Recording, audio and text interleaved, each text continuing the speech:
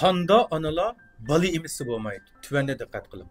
Birinchidan, mush o'pka tuberkuloz kasalligiga giribdor bo'lgan onalarimiz bola emisi bo'lmaydi. Buni ayt asonlam bolaga mush kasalni yuqtirib qo'yishi mumkin. Uningdan bilak, siflis, aydis kasalligi bilan yuqumlanganlar, hatto mush jigar yallig'i kasalligi bilan giribdor bo'lganlarma bola emitishga qat'iy bo'lmaydi. Ikkinchidan, yurak kasali bor onalarimiz bola emisi bo'lmaydi. Nimishqa degan chog'da ig'ir yurak kasalligi, tajisman yurak kasalliği deymiz, yurak zayıflaşı deymiz, revmatizm xarakterli yurak kasalligidan giribdor bo'lgan onalarma bola emizsa, bu shu yurakdagi besimi eshib ketib, balkim yurak kasalligidan tuyuqsiz qo'zg'ab qo'yishi mumkin.